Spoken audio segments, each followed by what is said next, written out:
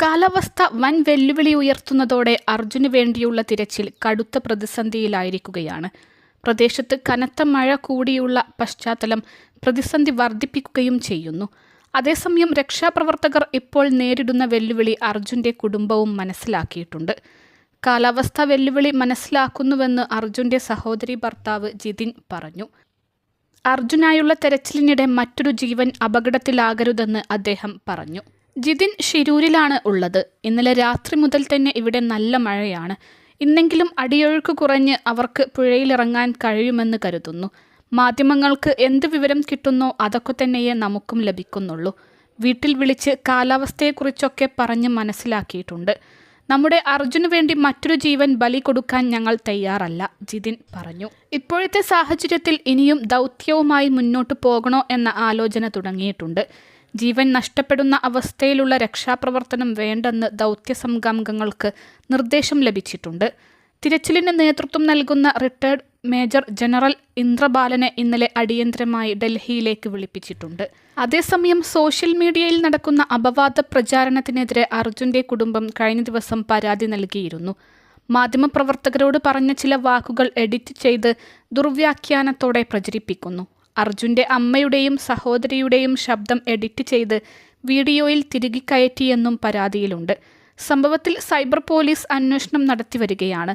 Social media account ഉടമകളെ കേന്ദ്രീകരിച്ചാണ് അന്വേഷണം.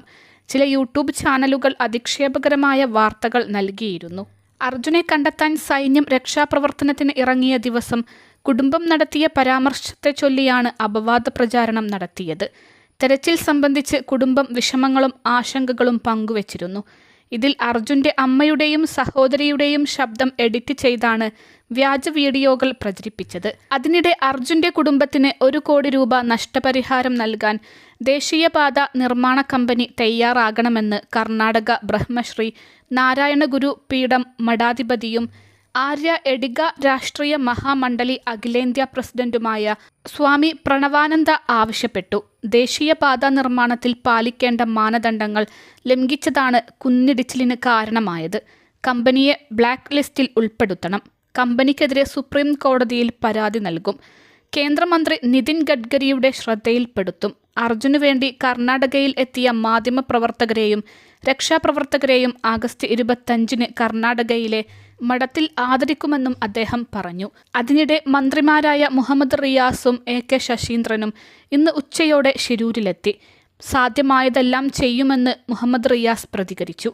കാലാവസ്ഥ പ്രതികൂലമാണെന്നാണ് ലഭ്യമായിട്ടുള്ള വിവരം. കർണാടക സർക്കാരും ആർമിയും നേവിയും എല്ലാവരും പ്രവർത്തിക്കുന്നുണ്ട്, മന്ത്രി പറഞ്ഞു. അൽസലാമ ഐ ഹോസ്പിറ്റൽ 21 ലക്ഷത്തോളം സന്തുഷ്ടരായ ഉപഭോക്താക്കളും 2 ലക്ഷത്തോളം തിമിര ശസ്ത്രക്രിയകളും പൂർത്തിയാക്കിയ മലബാറിലെ ഏക കണ്ണാശുപത്രി. ലോകോത്തര നിലവാരമുള്ള ചികിത്സാ സംവിധാനങ്ങൾ, എല്ലാ നേത്രരോഗ ചികിത്സാ സൗകര്യങ്ങളും വിദഗ്ധരായ ഡോക്ടർമാരുടെ മേൽനോട്ടത്തിൽ. Al Salama eye hospital, hospital road, Perinthalmanna.